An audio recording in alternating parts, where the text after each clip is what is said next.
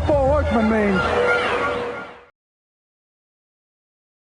What's up, you pencil neck geeks? Welcome to the world famous Comedy Store. This is the Store Horseman podcast. This is your boy, the Darkitect, speaking. To my left, the Golden Pony, Tony Hinchcliffe. What's is up, back everybody? Again. We're here again, another beautiful day. We have a special treat here with us, so let's get into it. Absolutely. Gonna skip by just for a second there. Welcome, Matt Edgar. What's happening? I'm right here. You excited? Yeah, I'm stoked. You don't even know. You don't have words. No, You're so I'm excited. speechless right now. Wonderful. But I'm here. Wonderful. Present. Absolutely. Someone who I wish was speechless at times. The evil genius Eddie Firth. What's up? Yeah, speechless works great on a podcast. But Yeah. I'm happy that we're here on a Friday night doing an extra episode. Yeah, it's like an gonna be episode fun. of Impact Wrestling. Yeah.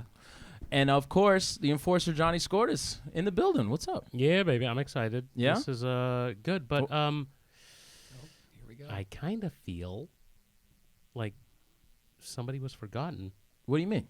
in the introductions. What? Who do we forget? You talk about Johnny? me. You talking Talk about Josh? me. Josh. The Josh? jabroni, Josh Yeah. Martin, of course, always. Oh, okay, I apologize. Yeah. Oh, I know what you're saying. What about Raven? Whoa. The man, the myth, the legend. Raven is in the building at the world famous Comedy Store. Welcome, man. I think I saw that Joe Kale in a cab down 6th Avenue. We keep it hacky in here. That's the best. Yep. Always the fun stuff. Well, welcome. We really appreciate you coming down, man. I'm happy to be here. Yeah. First time in the world famous Comedy Store. Shocking to me. Yeah. Yeah. Well, it's not that shocking. Have you wrestled a lot in Hollywood? Men. Yeah. Oh, that's West Hollywood. Yeah. That's where we are. This is West Hollywood. Oh, no. Not really in Hollywood. No. Yeah, at the LA, wherever. The arena is. Staples Center. Staples Center. Forum. The Forum. I think the Pizza Hut over on 13th. Were you still in ECW when they did the heat wave here in LA for that one special time? I don't think so. No, I don't think so. I wasn't there for that. Yeah, it was weird, ECW. Like, they kind of, I feel like I got there just as they were starting to hit, like, it was like a surfer hitting a wave. Like, just as the wave came, I happened to swim up and catch on it. Sure. And then just as the wave was ending, just out of the pipeline, I got out and left right, and like it got bigger. The company got bigger, but it was never as influential again after the first pay-per-view. Right. Well, so many people started jocking the style, I feel like, a little bit after that. Yeah, I like that term, jocking the style. Yeah. All of a sudden, you're seeing, like, stop signs being used Yeah. in WWE and Yeah. all this shit that you did a long time ago. Yeah, my favorite thing, just when I think of a stop sign, I think of Dreamer having the guy plant the sign in the audience. Yeah. Where the guy says, "Use my sign," and then he peels it off, and it's hits me with it, and the people go, "Why do you sell for a piece of paper?" Right. And then he peels it, and it's a stop sign, which makes me think of my favorite thing is one time he had we're doing a double down, and we're both selling, and his legs hanging outside on the apron, so he has Beulah tape a frying pan to his ankle, and then he kicks me with he has it taped it to his right ankle, gives me, and so we both start to get up.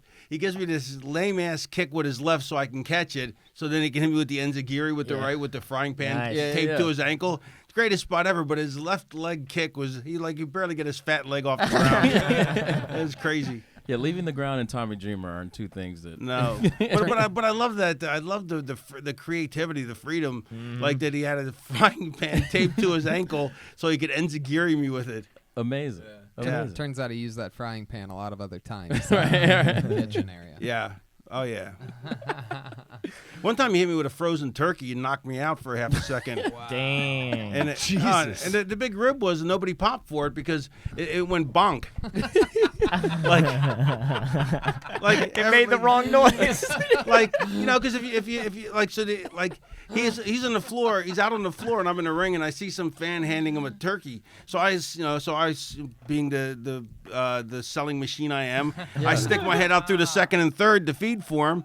He throws it, and it just goes bonk. But I blacked out for like half a second, and I come to, and I'm hearing boo. There's no sweet spot on a turkey, I guess. No, that's why those frying pans are so great. The cookie sheets are the best. They make the best noise, and they hurt the least. Unbelievable. Cookie sheets. Are you a big fan of stand-up comedy? You generally make it out to any of the clubs at all? Yeah.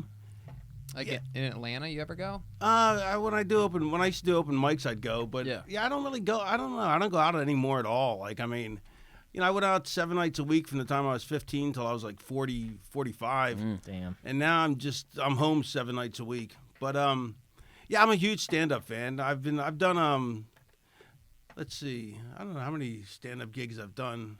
I usually average about 5 or 6 a year. Yeah. Like, an hour, doing that 45 minutes to an hour. Yeah, I think I read you went, like, you toured a little bit with Bob Levy or something like that? Yeah. Yeah, my first stand-up gig ever was I never did an open mic. I did a 45-minute headliner. That's how that goes a lot of times. And then my second, third, and fourth gigs were with Bob Levy and like co-headlining with him, I guess, because my last name's Levy, so the Levy World Order. Love it. And then I started thinking I better do some open mic nights, and if I want to get invited back, you know. And then I stopped doing it for a while, for a couple of years, and then started dabbling again, just picking up some paid gigs. But I mean, mostly it was just unpaid gigs, Yeah. And I prefer doing like 30 minutes because I got 30 stronger minutes, but 45 I'm starting to, it's getting, the material isn't as strong, and an hour is pushing it. Yeah. I mean, obviously it's not, I don't know, but they're all jokes. There's like almost no wrestling involved in it whatsoever, because like I figured I could tell wrestling stories like all the other guys doing stand up and doing quotation marks stand up in wrestling, right. But they're just telling war stories. It's really a one man show, so I made sure that it was, and I wouldn't let anybody help me write any jokes. Like Bob wanted to help me write some stuff, but when I started, I wanted to be able to write 45 minutes of my own stuff, For sure. So, and then I got like 2 hours worth of material that needs to be worked on. It's just pieces of material. Yeah. Do you ever go out with guys like, because a lot of the sort of legends are doing a lot of stand-up now. It's like RVD's doing stand-up, Mick Foley, Jake is has a one-man show. A lot of people. On that point, do you have can you find any similarities between wrestling and stand-up? Like, we talk about this stuff. Yeah, all the time. roads, it's the same thing. The traveling, the being on the road, locker room, the green room is the locker room. You just sitting around and wait till it's time for you to go on. And then if you're riding with somebody who's later on in the show, then you got to wait till they're done. I mean, it's really the same kind of thing, except you guys don't have to tie your boots on, which is a pain in the ass. Like, wrestling boots are just a pain in the, there's like 37 holes in them, Do you still have your first boots? Yeah. I also have my first boots. Do you have your first pair of jorts that you wore? First flannel. Yeah. I know. I have the first flannel and the first couple flannels and the leather jacket and but the concert shirts, like I like. This is before eBay happened, so sure. So like I had like a stack, like 100 of them, a bag, and then my roommate's like, "Get rid of those. Stop being a hoarder." Oh, no. And so I'll just get rid of them. So I gave him the Goodwill, and then eBay starts up 2 years later, and I'm like, God Oh damn my it. God, yeah. Same To this story with my day- Ninja Turtles. To this day, the only wrestler that can pull off jorts. Yeah, I would say so. Yeah. Well, you don't think John Cena pulls off the jorts? No. It's part not of him like now. Not like Raven. Of course not like Raven. What was the worst concert you've ever been to? worst concert. Question. Great question. Queensryche was terrible. Like, when I What? saw him, yeah, I was Silent disappointed. City? I was upset. I saw the Cult. I love the Cult, and they were terrible. And I saw him for free, which pissed me off even more. Yeah. You know, it's like, for some reason, if you paid for it, then you can bitch about it. But if you got a song for free, you can't really have any right to bitch. Most disappointed I ever was at a concert was also free. It was down the street, Sunset Music Festival, like Yeah. 10 years ago. Smashing Pumpkins. Oh, yeah. Oh my God. They don't like their fans at all. They don't like. They do not like performing. They must love selling albums because they got no joy out of anything they were doing that No, night. I felt as sad as Billy Corgan. Yeah, I was. It was Felt like a rat in a cage. yeah. I was so upset I actually started smashing pumpkins. Billy was mad he was missing wrestling, guys. He's Yeah. gotta be at home watching the product. You ever seen the Smashing Pumpkins live? Yeah. Maybe it was a while ago. Maybe when they were younger, used they stick had hair. more No, zest. I saw him a couple years ago. Because whenever Billy's in town, I'll go see him. Yeah. And they were good though. They were really good. But now that I don't drink anymore, it's just concerts aren't fun really. Right. You know, Yeah, it's not the Like, same I- effect with I a used water to- bottle shot. I used to see every concert. The cold really pissed me off because, like, when I got in for free for that was back before I was famous, and I'd get in for free. You know, when you're famous, you get in for free for pretty much everything. But this was before that, so this was like a big deal that we got in for free, and so it was even more annoying. Nobody knows me. I'm here for free. The show Yeah. sucks. I can't complain. Yeah. I think they had just got back. Either they were just leaving or just got back from like a South America tour. Probably just got back and they were just wiped out or something. But I mean, then I've thought I've put on some shit ass performances for the fans. You know, when I'm exhausted. So I can't complain. What's a memorable bad performance of yours that you remember? you'll think about every now and then? I really don't. I really don't think of the past that much. I try not to live in the past. You know, like. Oh, it's fun back there. Yeah, I mean, but I'm just happy I lived through it. Yeah. Right on. Yeah, you had some close calls. Yeah. You are incredibly present right now. I mean, for all the damage that we've seen you take, I mean, you don't seem like that. Yeah, no, I mean, honestly, my midterm memory is pretty shit. Like, in my short, like today, what I had for lunch, I can remember, but 3 weeks ago, is shadier and like and it's bad. It's really bad because like my memory, I used to have a great memory. Like I remember everything, and not like Mary Lou Henner or anything who remembers everything, but like my and my long-term memory is great. Like I can still remember all the cast of the Brady Bunch. And Mary Lou Henner. All that nerdy shit you remember as a kid. Like I still remember all that, and I still remember all the highlights. But like people will come up to me and they go, "Oh, remember when we did this and this?" And I'm like, "No." And they're like, "We hung out for like a whole weekend." And I'm like, Doesn't ring a bell. yeah. So I mean, but what are you gonna do? I mean, it was between the chair shots to the head and the drugs. Yeah, certainly. I think I heard you say once on a different interview that you actually kind of preferred more of the hardcore stuff. Like it was a little like easier on your body than some of the like regular matches. I like the hardcore because when I got like as I got older, it was easier because you don't have to take as many bumps, flat back bumps. Yeah. You can also you can be more creative. Because you have props, which is funny because in the stand-up world, props are just hack city. Which I don't see why it is, but I mean that's just the way.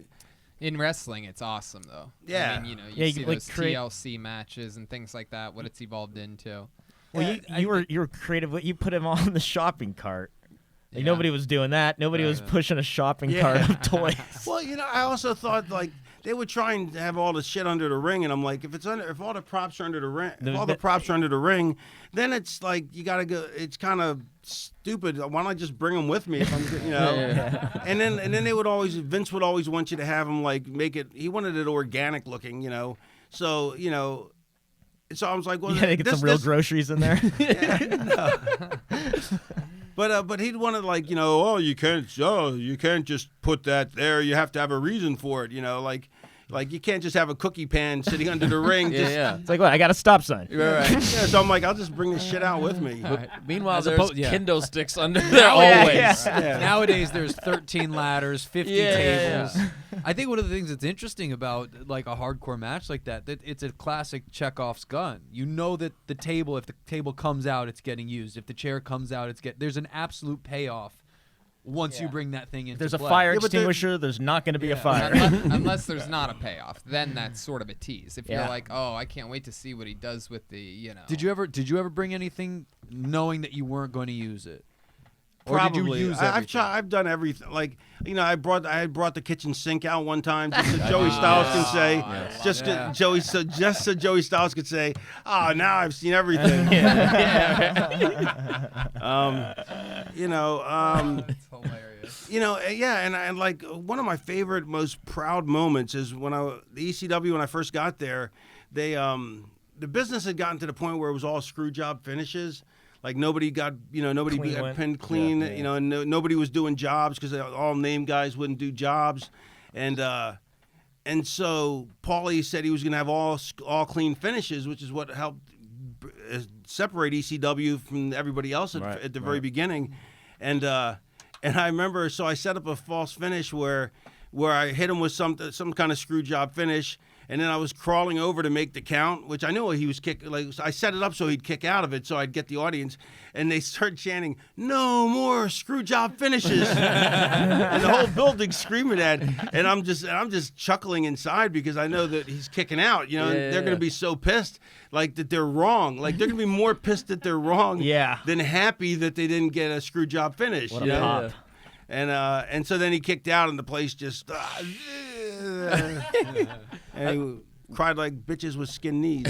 We talk about that all the time. Like we're even guilty of it a lot. We as fans a lot of times don't give it enough time to develop. Like as soon as we see something we don't like, we're just like, oh, this is shit. This is not any no thought to where it might go, how it's gonna finish. Right. Well, that's like when I first debuted on an ECW, Meltzer wrote. He wrote, "It looks like a baby Undertaker." Gave me, which my character is so far from, but instead of giving it any time to develop, he just wrote it off off the get go. The Undertaker would never wear shorts. Yeah, right. and from the moment I saw you performing as Raven, I was like, this is a guy who gets himself and is going to do that from now on, and it was freaking amazing. Yeah, because I watched you as Johnny Pono and all that other stuff, but then when I saw you as Raven, I was like, oh, that's someone that I can relate to, and it was amazing. That was the whole idea. Was I wanted to appeal to the misanthropes, the misfits, the tortured. Raven was a tortured poetic genius in his own mind, Right. But it's, in some ways it worked against me because purists, you should be wearing tights and trunks, and but if I had a nickel for every indie guy now that's worn a T-shirt, I'd be a billionaire.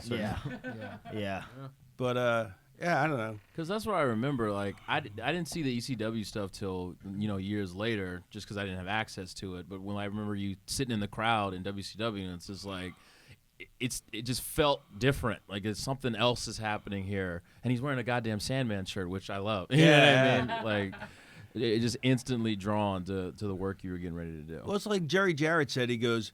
I don't know why you sit in the corner, but it's intriguing. Yeah, and that's what I wanted it to be. I wanted people to think, I wanted to be a three-dimensional character. I wanted somebody who you knew what he would do in every situation. Every situation, he's going to turn on Dreamer. I mean, like a lot of guys don't like Shane Douglas would, if you work with him, he'd be like, the franchise wouldn't do that. Talking in the third person. A lot of guys don't like that. I love working with a guy that knows his character because he knows what he'll do and what he won't do. So I don't have to worry about trying to, would your character do this? You know what I mean? Yeah.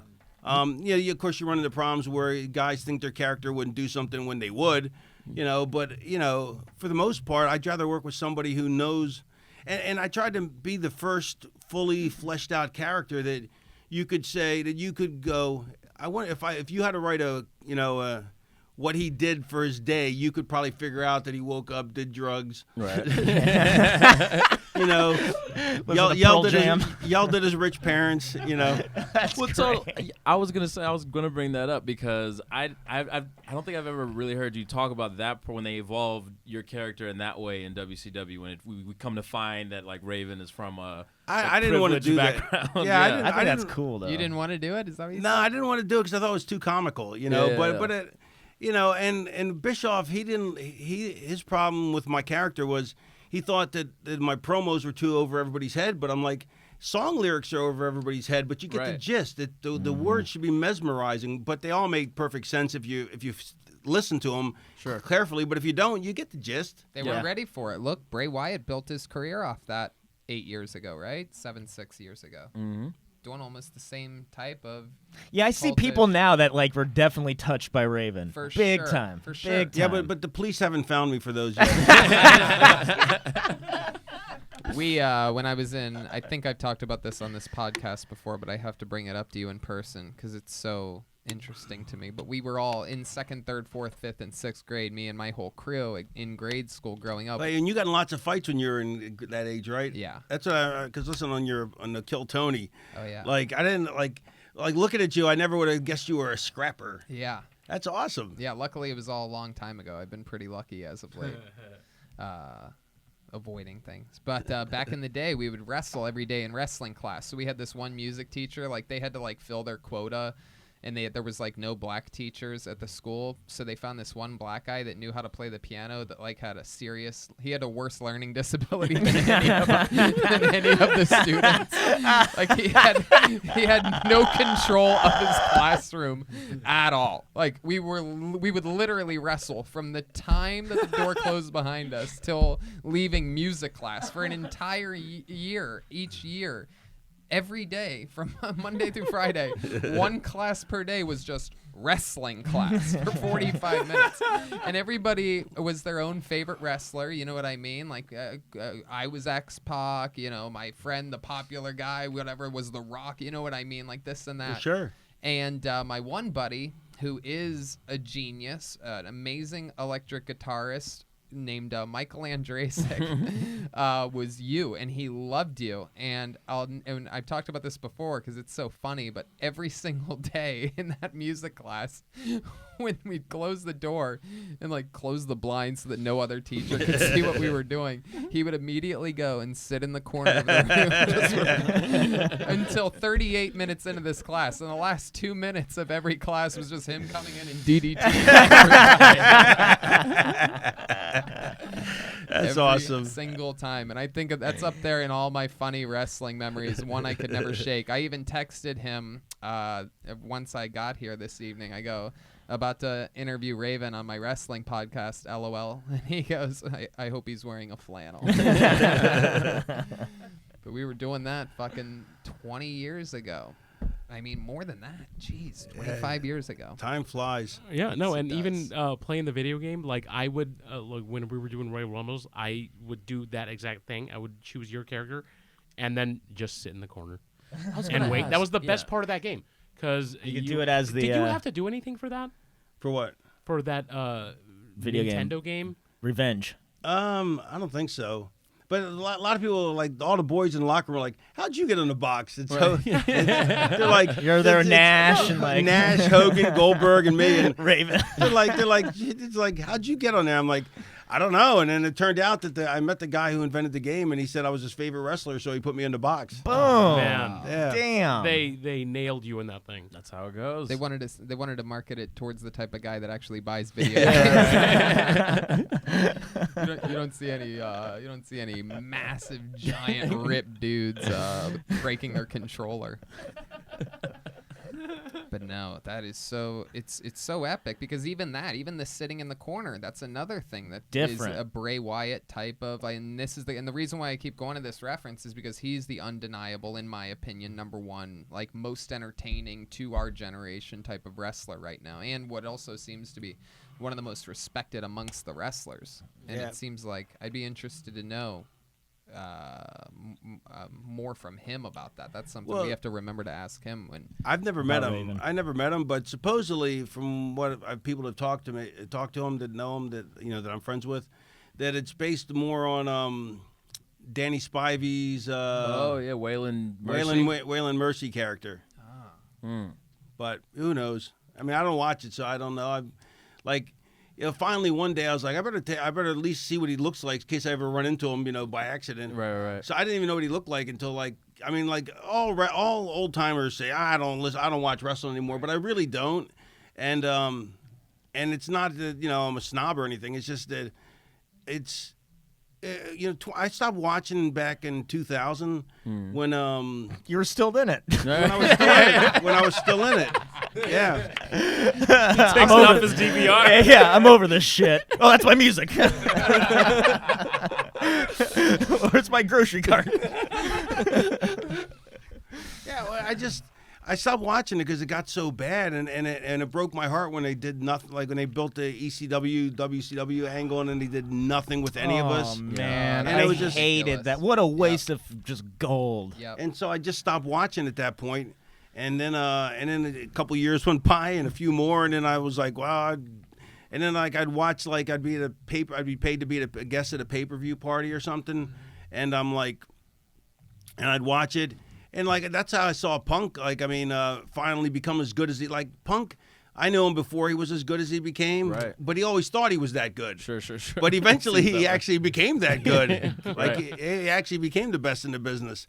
And so I was like, yeah. But then I was still some of the matches were like shit, and I was like, I don't really. And being a completist, I'd want to watch everything, because. You gotta when it's done right, it's episodic TV, Yeah.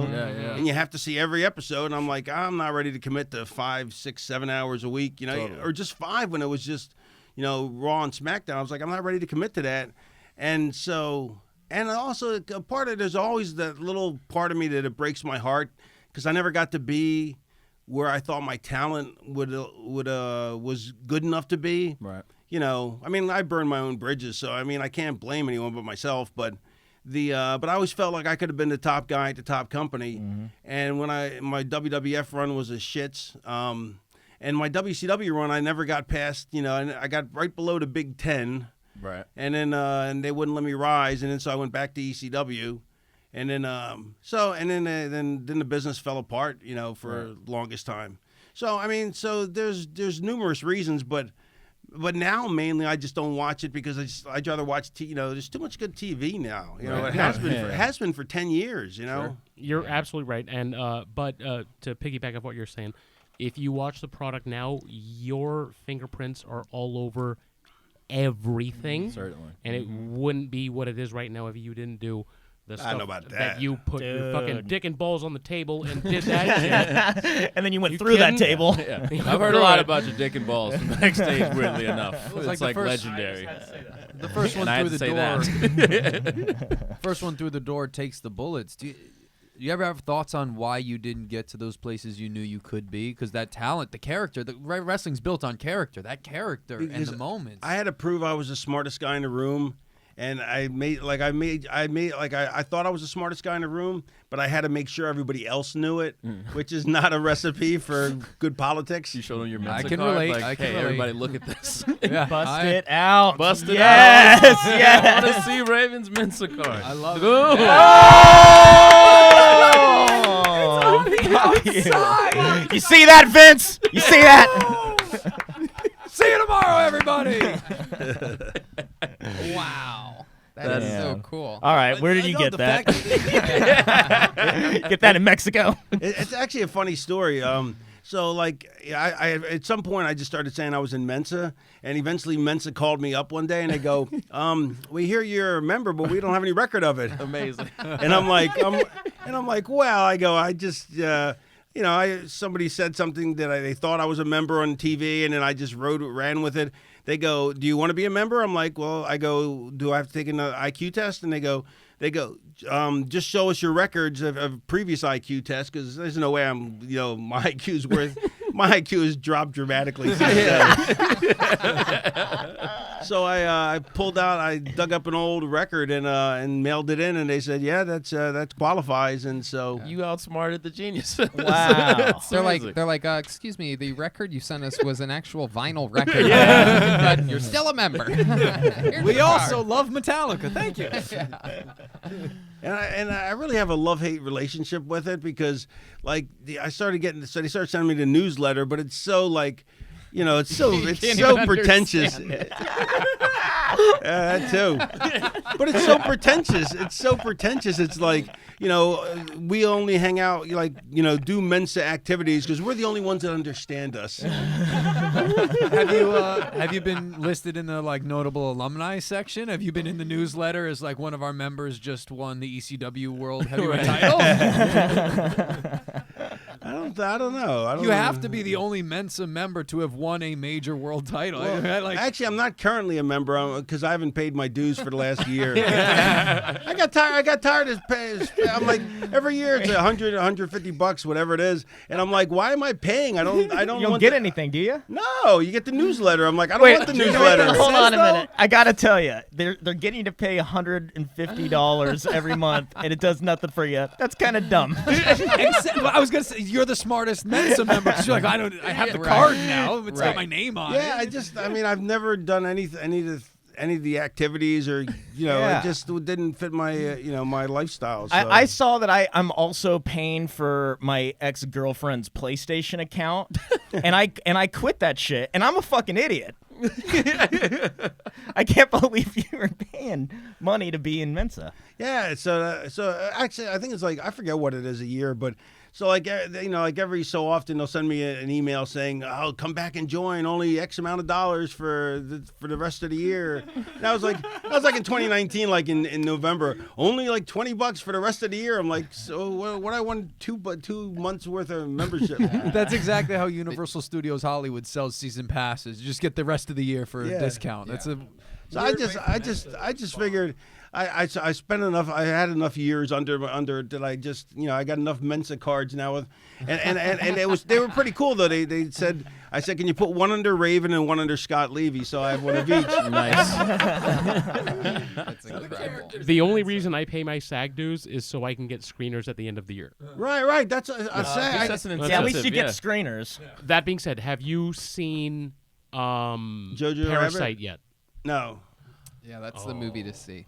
Yeah. It's like the best movie in a long time. I haven't seen any of Bong Joon-ho's movies. Yeah, it's unbelievable. He's actually the owner of New Japan. I don't know if you know. I was a fan of Old Japan. But the SAG dues, like I've been paying like $240 a year or whatever the hell it is for like since 1995, and I don't think I've ever everything I've mostly done ever since then has been non-SAG, but I still keep paying the dues like a mark every month. Every 6 months. Can I ask you, what was the last movie that you saw that you were like, holy shit, that's a fucking good movie? What was it? Now I'm drawing a blank. Told you the short terms. Yeah, he just told you midterm memories. That's fine. That's fine. You should watch Parasite because Parasite. it's amazing. Well, what's it about? To tell you would be. You Yeah. you don't want to. You don't Yeah, want to okay, really don't know. tell It's me. better to not know anything. Don't watch. Yeah, I the actually trailer. hear. Yeah, they Hitchcock. say not to Yeah. watch the trailer. Yeah. Yeah, That's I kind of don't. I interesting. hate watching trailers because they give away like Everything. Like the movie Castaway, they gave away that he gets off the island. Like, Yeah. I mean, you pretty much know he's gonna, but they give it away. There's a scene where it's raining and he runs up and hugs the girl, and you're like, So it all it works out. Yeah, that's fine. Like that scene didn't happen before he went on the island. Smart man right there. Wow, you get another Mensa card just for that.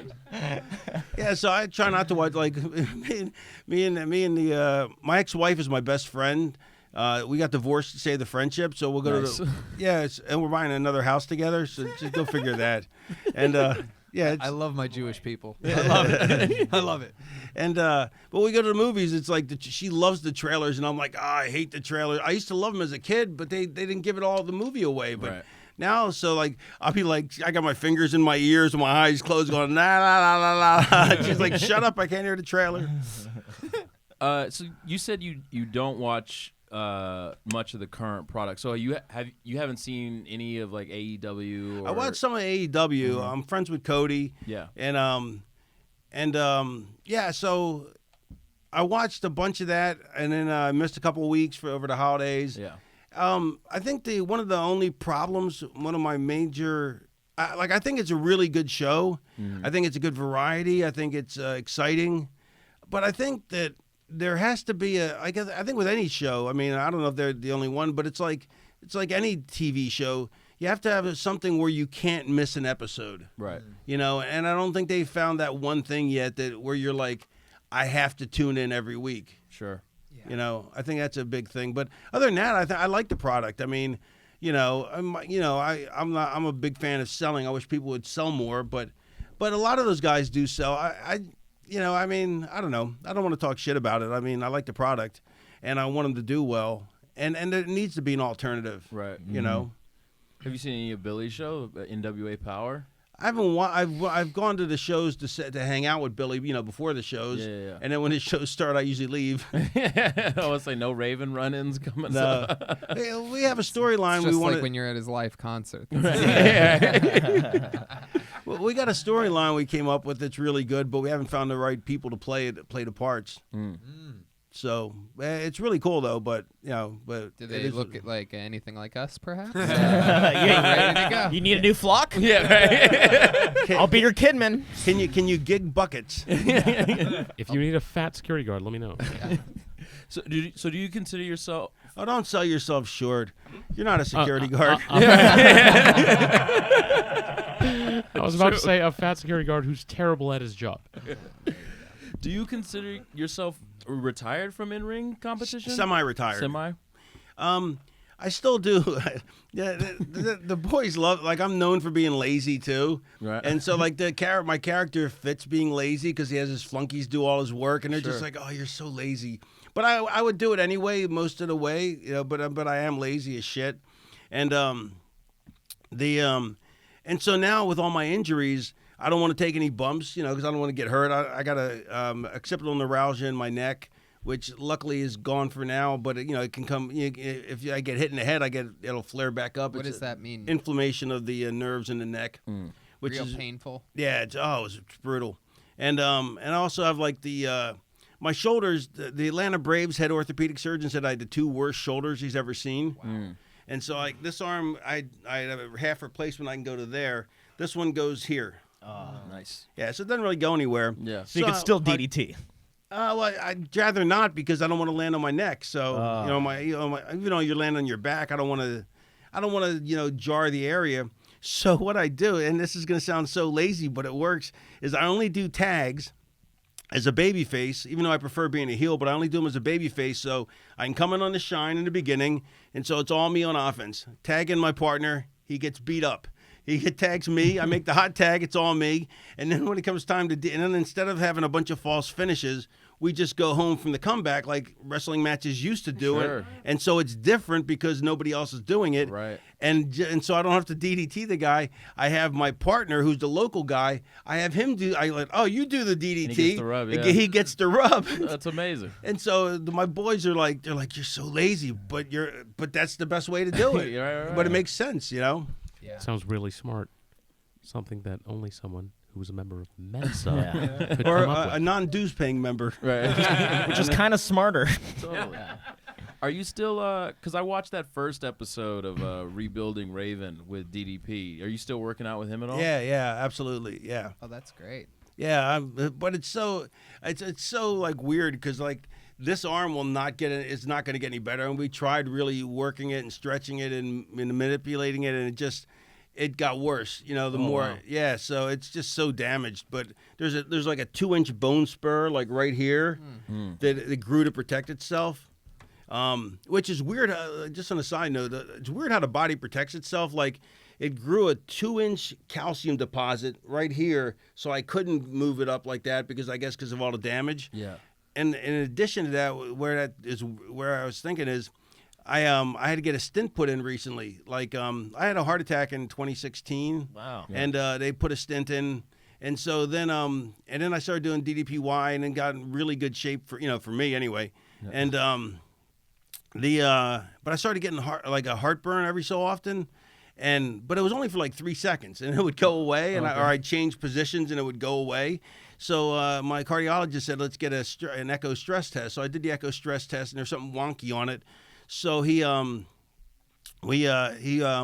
me do an exploratory, and when they were in there, it turns out that one of the main artery off the Widowmaker was completely clogged 100%. Ooh-wee. Yeah, but the cool thing is I have 3 Widowmakers.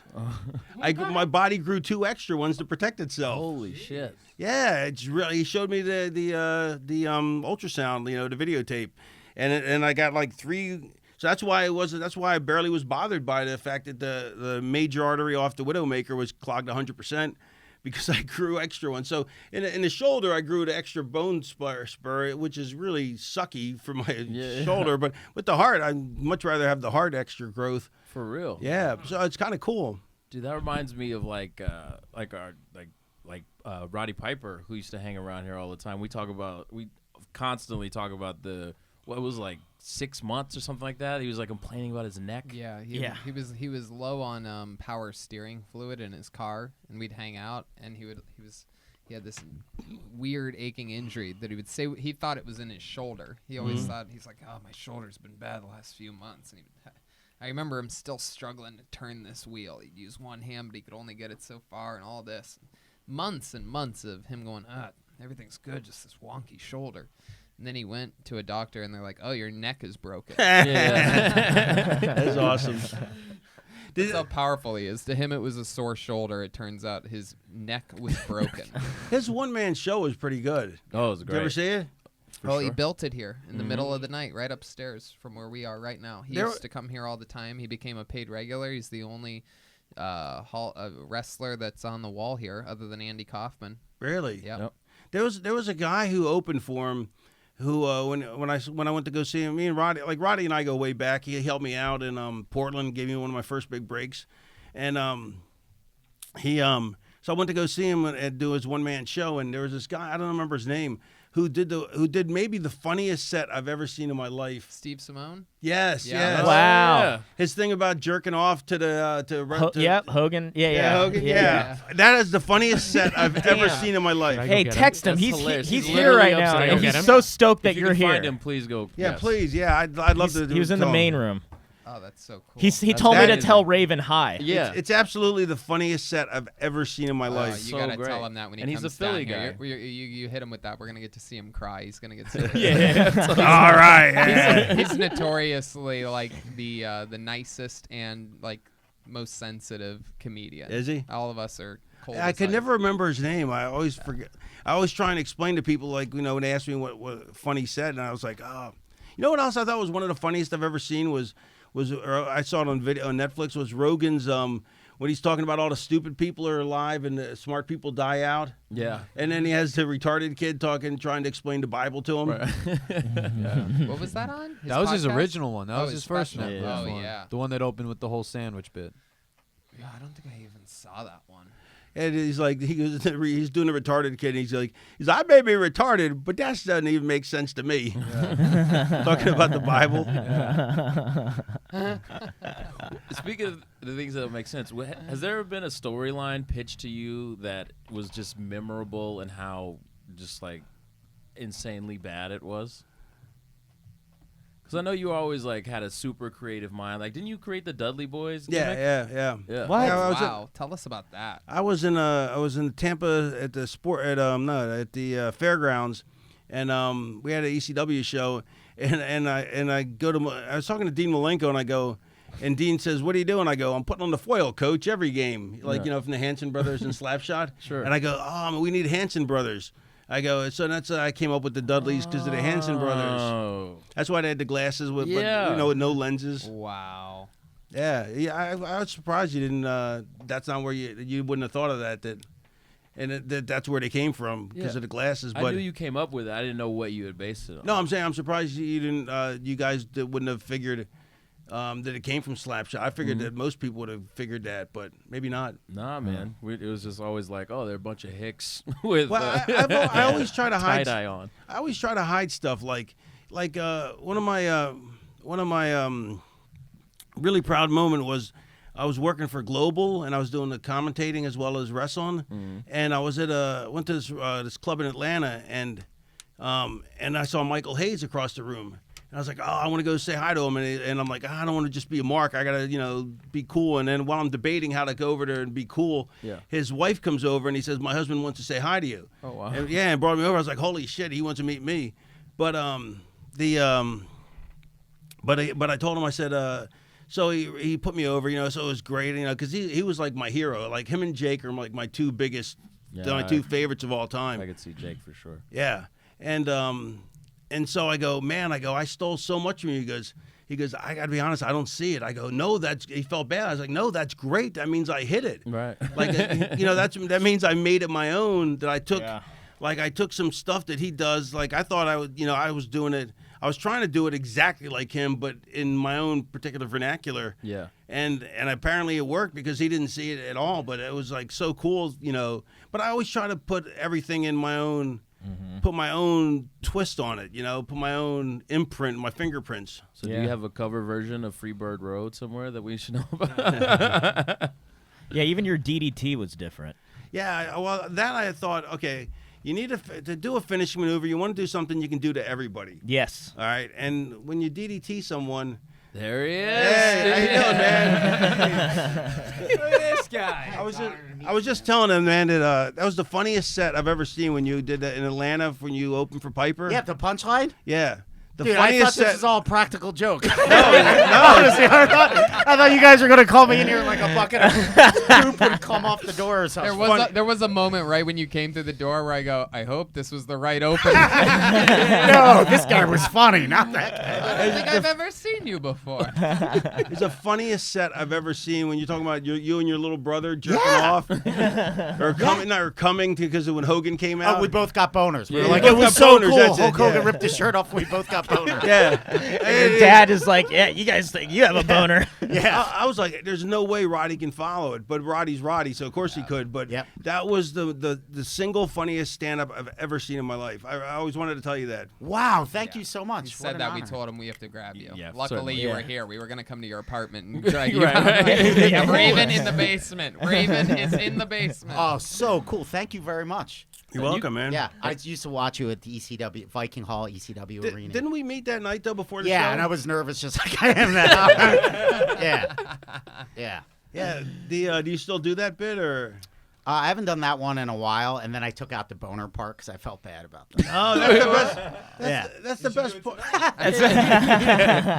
It's so funny, but it's so real. Like, Yeah, we were like, I don't know why this is happening. Yeah. It's just awesome. Is that out there now on iTunes or something, that bit? Or No, I think on I that filmed album. a version of it. I mean, it in was the like Valley a Room a while ago. 30-minute bit. Yeah. I mean, you didn't think it was going to get better. It just kept getting better and better, and then it peaked, and he peaked, and he was done, and you're just like, holy shit, what an act. Dude, thank you. And that's when I said to myself, I go, man, I'll never be like that. That really also depressed me, is because I do stand up, and I'm like, man, I'll never write a set that good. I'm like, that's kind of bummer. This is kind of depressing. Yeah. Dude, that's how Tony and I became friends. Remember when we were down in San Diego? We were in La Jolla, Yep. and you were like, I didn't know you were a wrestling fan. Oh, my Yeah. God.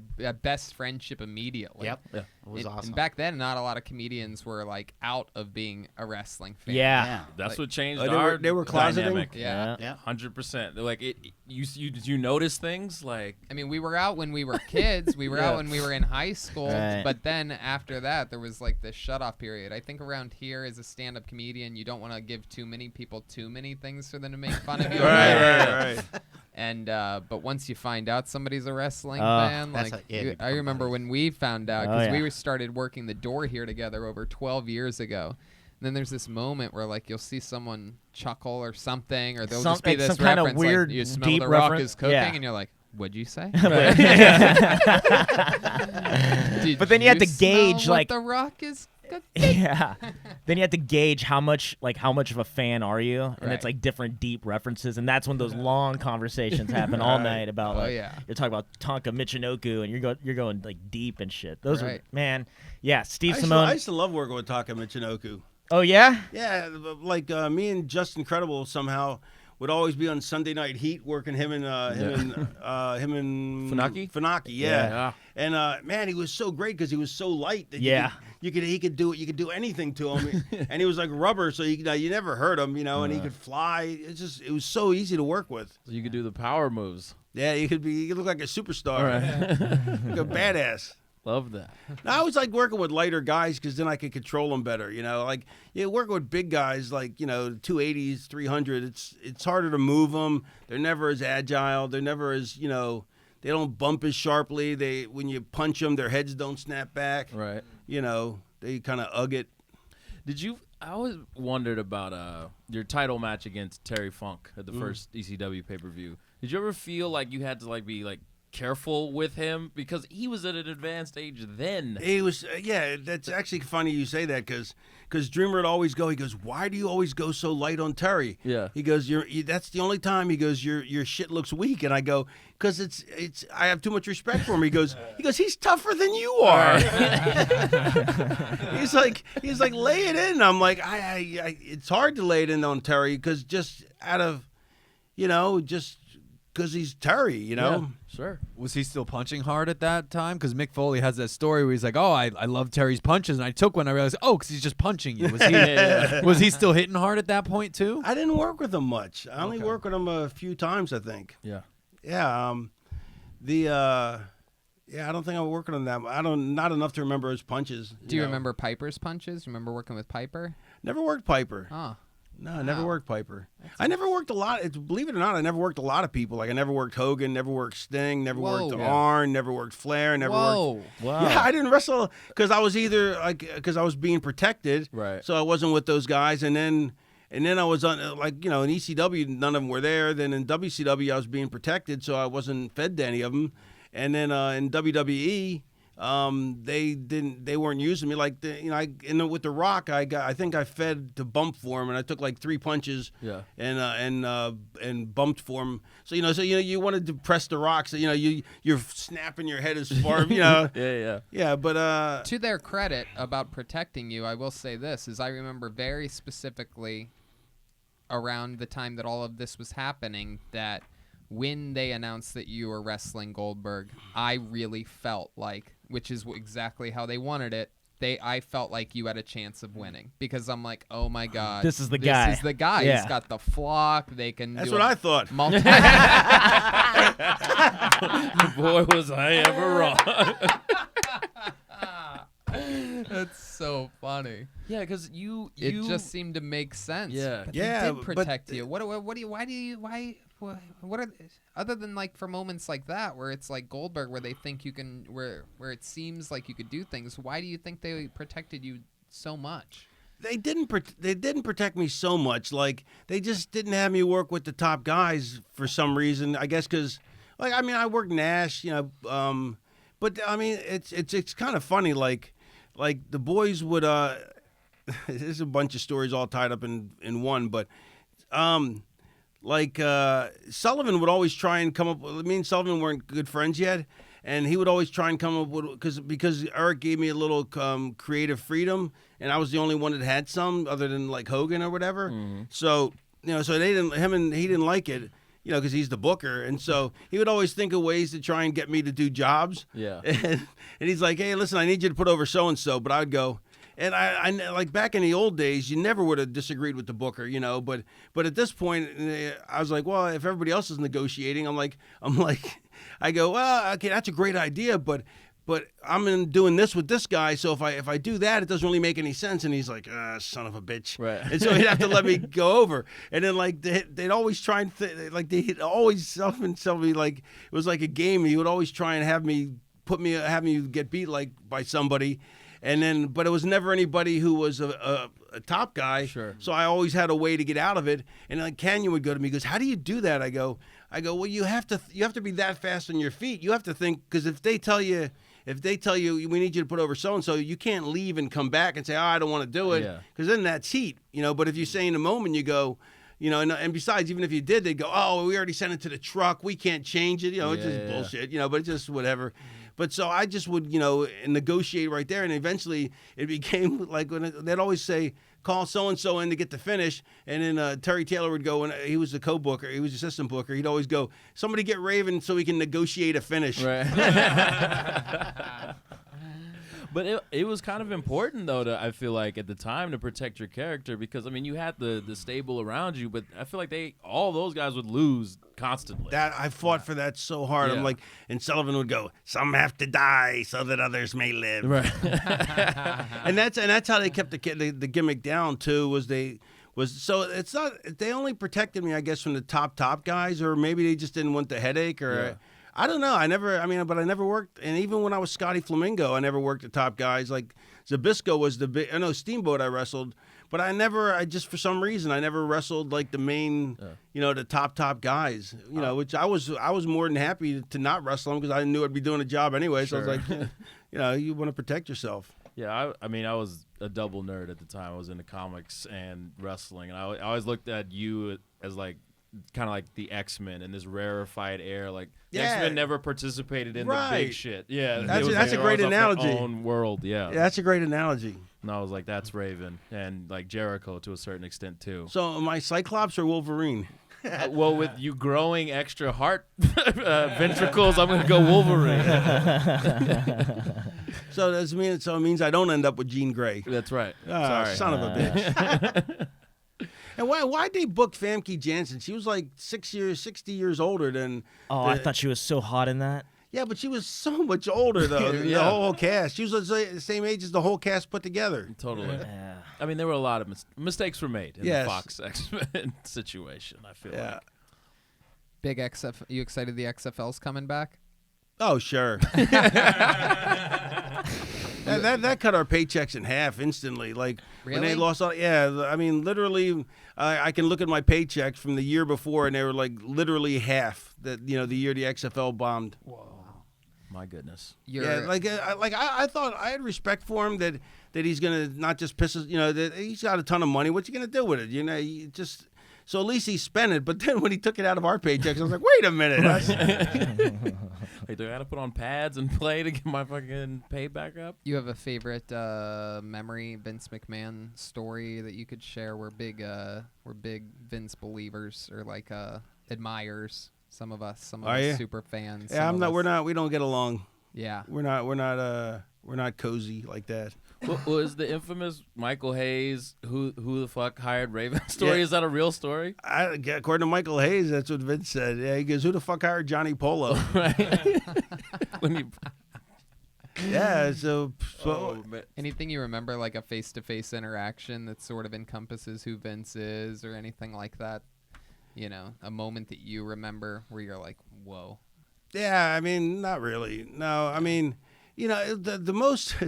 I remember okay, when I was Johnny Polo, me and Shane McMahon used to hang out, and all the boys thought I was like, just kissing his ass, hanging out with the boss's son, but I was really burying myself because I was hanging out with him and keeping him out till 4 a.m. Right. I was doing commentary with Vince, and I used to call him Vic, like I didn't know his name. Right, I always right. think that's a funny bit. And, Yeah. and he goes, but so I'd call him Vic, and so his dad, so Shane would come, like we'd go out and get drunk. 4 a.m. He'd call his dad. He goes, "Hey Vic, I'm staying over at Johnny Polo's." Oh no. I was so buried. I mean, so of course he said, "Who the fuck hired Johnny Polo?" when I came back. Right. But but that's just it's just I don't know. It was one of those things, but just it was weird seeing him as the father, like in I don't know.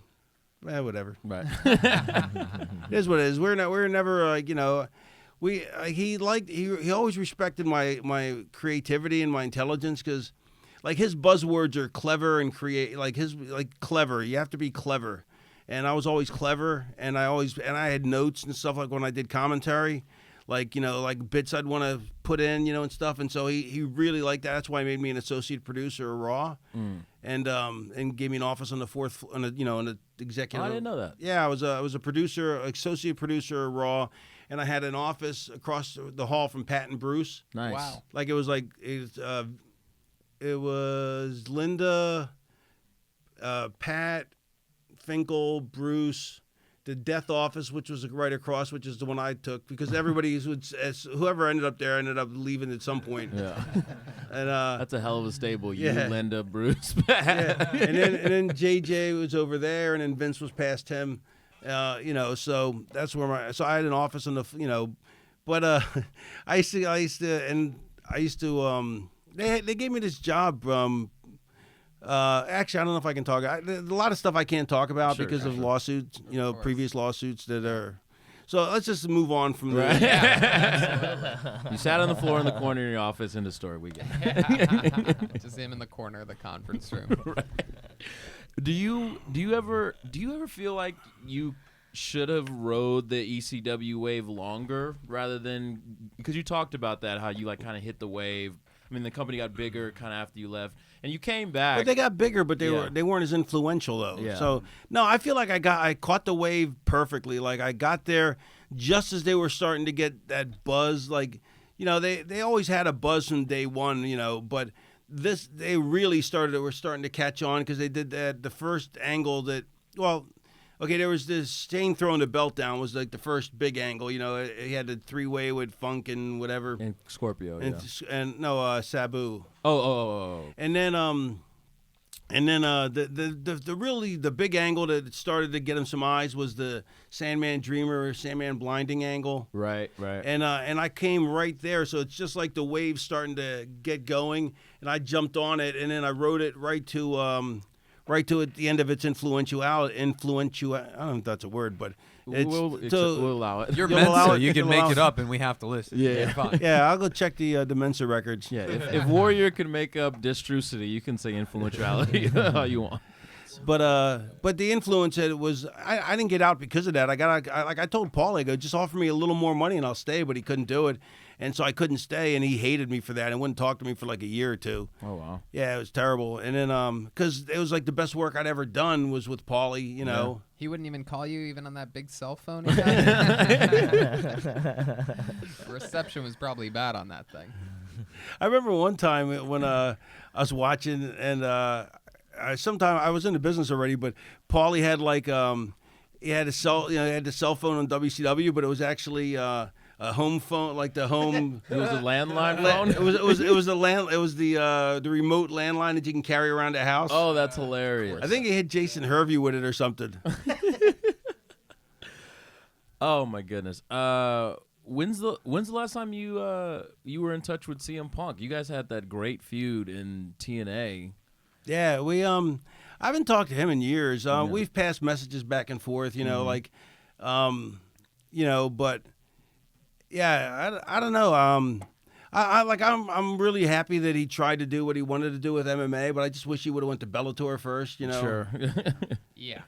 Yeah. Or a gym first. Maybe. Or a few lessons. Yeah, like to me, like I knew he wanted to do it, but like I don't know why he went to UFC first, because you know, he should have went to like Cage Kingdom or some local, you know, build some cred up first, or at least find out what your level is. Yeah. Right. You know, I thought that was a bad play, you know, especially because he didn't need the money, you know. Right. That's like going to a shopping mall and playing that big blown up chessboard and beating a stranger and then applying for Mensa immediately just because of that. You're like, I'm a genius. I'm going straight to the top here. It was sort of shocking. I've never seen, you just don't see anything that exposed before. There were times in that last fight that he had, I was there. I was right next to the octagon for that one.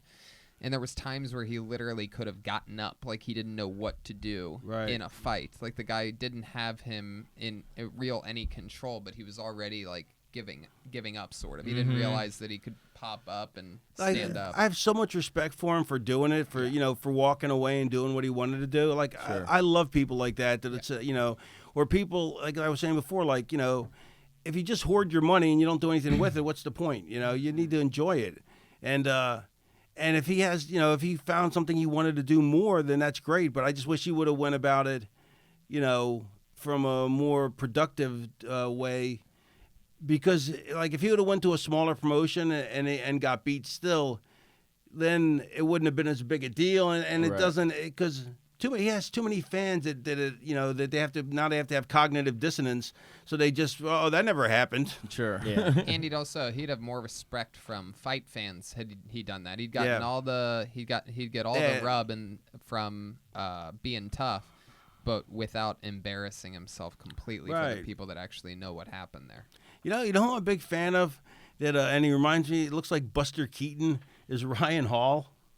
Ryan Hall. He's the guy that I think that's his last name. He's the guy that did the Aragiri roll or whatever on the BJ Penn and submitted with an ankle lock in like 12 seconds. Uriah?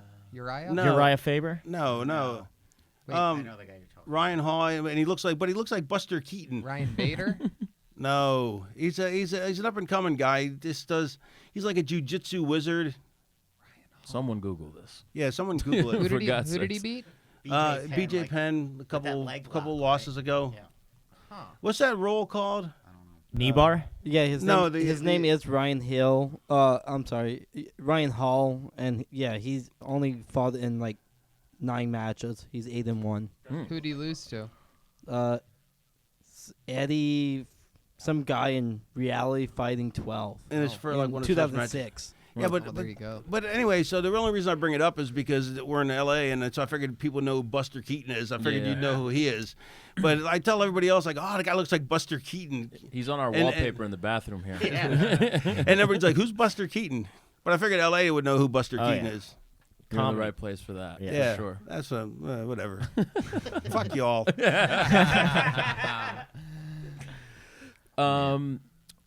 Another interview I saw, you were just talking about how content was the word you used now for your life. Like Yeah. having gone through, wrestling and, addiction and all sorts of things, and like you're just like in a super good place. Is there anything that you said you're semi-retired, but is there anything in the business that still like you kind of would like to do? Would you ever want to be like a booker? I mean, you just Yeah, listen to how I'd you like- rationalize through things all the time. I'd like to pass on my knowledge, Yeah.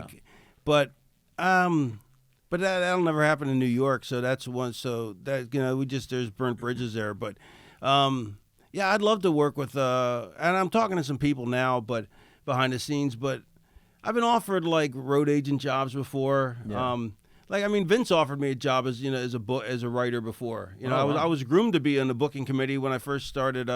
When I was associate producer of Raw, I was also writing the second run TVs, like formatting them. Okay. And they were grooming me to be in a booking committee, but I didn't want to. I wanted to wrestle then. I didn't want to be a manager. But that was the only opportunity I had. I hated you when you managed the Quebecers. I despised you. Well, I did my job then. Yeah. Dude, that absolutely. was incredible work as Johnny God, I Polo. hated mean, that was right in my wheelhouse, even right when I know- was yeah. watching, and you were Thank you. as manager of Quebecers was just so. I mean, if you'd stayed there in that role, I think you would also have been able to go down as one of the top managers of all time. Or Just the gone way- down one of the top Yeah. managers. If Bobby Heenan was so lucky. Like it shocked my system when I realized you were the same person. It was because I Yeah. loved Raven, hated Johnny Polo. Well, that's why Raven had to be so tough because Johnny Polo was an albatross. right. So that's why I had to be the toughest guy in the room. But I didn't want to be a tough guy character because everybody's a tough guy. I wanted to be a chicken shit heel, but Yeah. I had to be a tough guy, but I wanted to do it in a different way. Instead of killing everybody, I wanted to do it by just taking the beating and just keep coming. Right. And but there's not much I want to do now. I mean, other than most of the stuff I want to do is stuff like for an example, like I would love to do be a judge on AGT, which never happened, of course. but like that's like a utilization of my skill set. Sure. Just to talk shit for 5-10 minutes at a pop. But so stuff like that, which is never going to happen. So I mean, I never even met Simon Cowell. I'm sure he'd love me though. Right. No, but but stuff like that I want to do. But I mean, that's not happening. So, but for the most part, I'm content. I'm happy with the career I had. You can always use more money. You can never have too much money. Actually, my new latest interest, I hate to keep saying it, but the Kill Tony show, like I want to go on a Kill Tony show, like not as like a panelist, so I can make fun of the We talent. know a guy. You got it. You're in. Cool. Next time, you just got to give me a warning. If you're ever here on a Monday, we got you there. Where you live in Atlanta or New York? Atlanta. When we do one in Atlanta, All right, cool, man. you're gonna be there. There it is. That's on my bucket list. Cool. Well, there you go. Mine too. there's a Having bucket. Raven as a guest on Kill Tony's on my bucket list. As soon as you said AGT, I'm literally like, I got this. I see where we're going with this. Yeah, but that's like my skill set, Yeah. And You you're know. Mensa, you can handle it. Yeah. Got the card. All you need is the card, baby. You have to whip it maybe out after every set. You're like, listen, as a Mensa member. As a member, I say, doing stand-up, if you're not laughing at my jokes, it's just because you're too stupid. Well, dude, shit. I mean, I'm tapped out of questions. You guys have anything you want to? I'm pretty sure I covered everything that I wanted to cover. I got the Michael Andrzejczyk story out. That's a big one for me. Oh, I know what I wanted to ask Are you guys all stand-ups? Not me. That's why I'm the least funny on there. He books great comedy shows and works with a massive concert promoter and comedy. Really? Because I need someone to book me more stand-up gigs. Oh, yeah? Yeah, seriously. Again, All right. we know a guy. Yeah, that's perfect. I am, but none of them consider me a stand-up, so it's fine. That's Right. Yeah. So you're more of a sit-down comic? Yeah. He's They like the love me as a Raven of producer. comedy. Right. He sits They in the love me corner. as a producer. The only person that stands up when he's on stage is the audience. So do you manage wrestling or? I actually referee. It's Harvey I'm a Whippleman. referee. He's Yeah, look at him. I Harvey got in Wiffle with, I started with Championship Wrestling from Hollywood with Dave Marquez. Right. And I was over there. I Okay, did what's the fun in? I never understood the fun in refereeing. The fun in refereeing was I had started with them on commentary, and I was working towards being a manager and stuff like that. Right. And I was there one day, and they needed a referee. Did you enjoy it? You know, I enjoy it a lot more than I thought I would. Because I'd be like, what's going on behind me? Like you know, like when they're doing stuff behind the ref's back, I'm like, no, I gotta look, gotta see what's going on.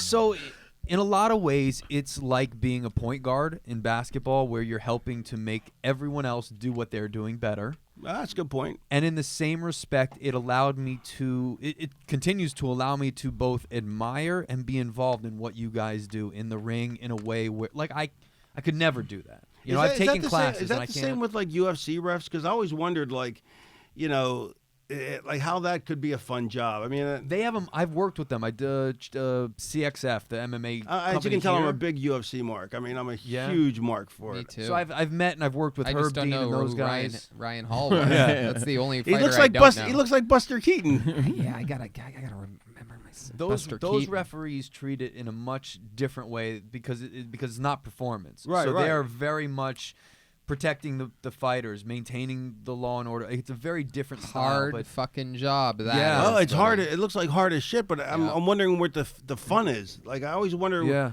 You know, like I always wondered what the fun is of refereeing. Have like, you been to a live I can UFC tell you yet? easy. no, I've never been to a live one. Though then that's let me explain to you what what you're missing with the UFC refs is I mean exactly how he was saying, it gives him a chance to be the fan that he is of wrestling that close. I mean, these refs are, you know, absolutely they're in the mix. I mean, Right. it's hard to imagine, but live these UFCs, it's the closest thing to, you know, a gladiator arena, Right. a real fight. Like, it is very different than pro wrestling. It's weird being a big fan of both, because they are so different. Yeah, but to me, I don't see the big deal, like the big difference, because wrestling to me, pro wrestling is more like a movie, like you know, Right. like that's why I don't like. And but here's the weirdest thing to me is whenever I meet MMA guys, they're always like, I don't know how you could take a chair shot like that. And I'm like, I don't know how you could take getting hit like like they're like I couldn't stand there and just allow someone to hit me with a chair, and I'm like,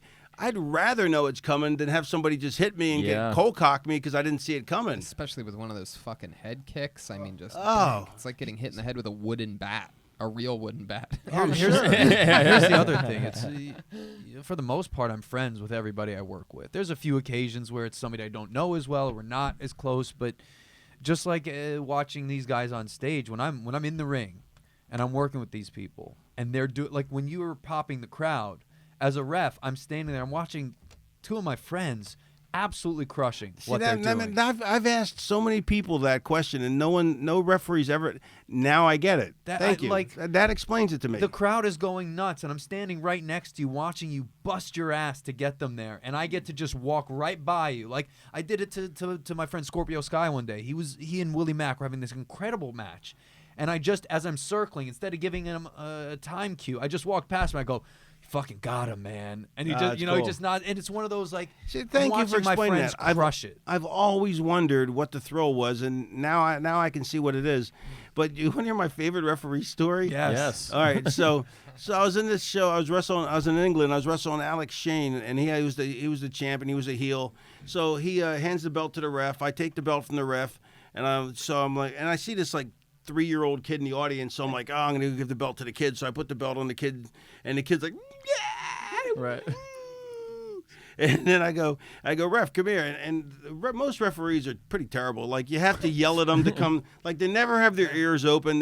You have to yell at them to get them to come over. Like, you know, they should be paying attention to everything. Like, you know, just like we have to pay attention to everything. And so I call him over, and I'm like, tell Alex to go take the belt from the little kid, you know, to get a big, you know, heat. And so he goes, okay, leaves me, walks straight over, whispers in Alex's ear. Oh my God. Literally put his hand up and whispered in his ear, go take the belt from the kid.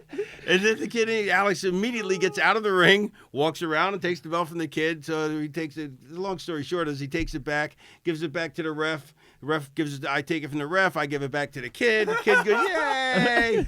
You know, and then we did it like 3 times, and then the 3rd time I jumped him. And then the funnier story was, so then I was telling that one day at a seminar, and like about how if you call stuff in the ring, you can come up with some creative ass shit. Like, you know, I never would have, you know, if I couldn't have set that up in the back, but you know, but it was organic. And so I told that, and Tatanka had heard me give this seminar because there was nothing else to do before the show. So he just listened while I was teaching these guys, and he goes, let's do that spot. So we did it. Except I was the heel this time, and he gave the belt, but he gives it to like a 10-year-old, not like a 3-year-old. And so I go to get the belt from the 10-year-old. He takes off running. Let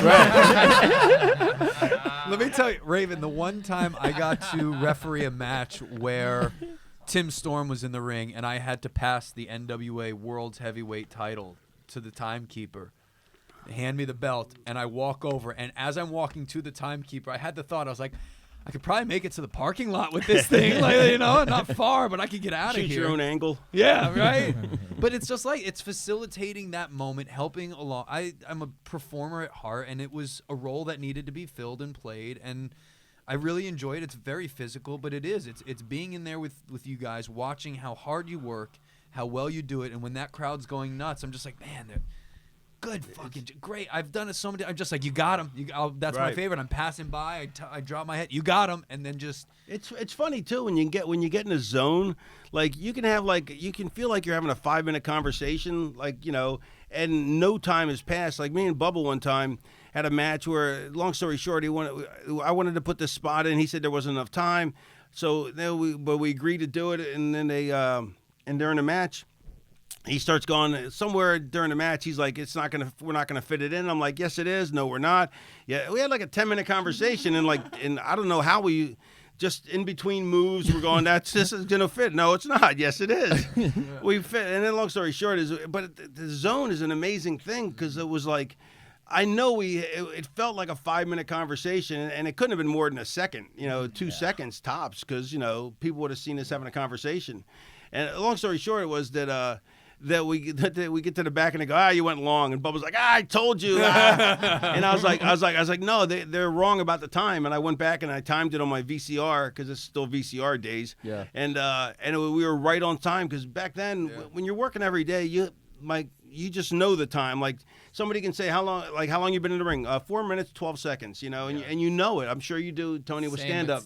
Yeah, you know exactly how long you're out there. Whereas some of my friends who sometimes are opening for me on the road, it's very frustrating because they'll come off stage and they'll go, I didn't see a light. And I'm like, who needs a fucking, like, to me, that those excuses like that are like. Oh, that's like indie wrestlers. Whenever there's a big crowd, all of a sudden they're told they have like 8 minutes and they go like 17. Oh, we didn't know. But I don't play that anymore. I've been there. I'm an enforcer of a headliner nowadays because I'll always remember who didn't remember or who didn't see the light in the next city we go to. When the sound guy who's meeting us all for the first time comes into the green room, they'll go, okay, so what are we doing on time? I'll go, I'm doing an hour. I don't need a light. But these guys definitely need a light. And you need to tell them where the light's coming from and exactly what time they need to get it to do their time. I do not fuck around with that It was at fun all. in wrestling, like Grizzly Smith in WCW. This is the greatest thing ever. He was like 6'10", Jake's dad. He was like 6'10" with a beard, and just a big, tall, lanky guy with glasses. I mean, he used to be a huge fat guy, but now he's like a tall, thin guy. And he did this for Watts. He did this for WCW. If somebody went long, he would walk out to ringside. He'd walk out to ringside, a 6'10" guy with a beard, and then turn around and walk back, and the match would end 3 seconds later. It's awesome. Yeah, well, speaking of time, we got to wrap up soon. But I did want to ask someone who, is such a great mind for booking wrestling, and also as somebody who took part in the ECW movement at the time, people were like, oh, all this hardcore shit's killing the business, blah, blah, blah. Well, the reason the hardcore was bad in a way was people changed their psychology when they did it. I was the only one who still had babyface shines, heel Right. gets heat, Right. babyface makes a comeback. And nobody else did that. They just went, "Oh, we got weapons. Let's go back and forth." Right, Why right, would right. you change Why would you change the plot? The Totally. storyline's the same. Well, a big change happened over the weekend. Tessa Blanchard became the first ever female world champion of And Impact. now there's all the big brouhaha about her her poop audio tape. Yeah, we talked about that a little bit on this week. But I was just curious to your thoughts. Did you listen to the before he gets Yeah, to yeah, this? okay. Did you listen to the audio tape? No, I was doing my podcast the other day, and they brought it up. I was like, "Really?" Yeah. I'm like, "No, you're shitting me." No, I didn't. No pun intended. No pun intended. That's why they gave her a belt, so she has to keep her pants on now. What is? I mean, is she groaning and grunting, or is She's like talking dirty. They played it on Jim Cornette's I didn't podcast. listen to it. Chris listened to it. They played it on Jim Cornette's podcast. I jerked off to it, but I didn't Right, listen right, to right, it. right. No. She's just like talking dirty and being like, "Oh, you like that? That you kind like of thing. that? And Yeah, totally. really? Yeah. Wow. I'm sure you did saw weirder shit in the ECW locker room. Oh yeah, there's all kinds of weird shit. She's headlining Funny in the Stank. Right.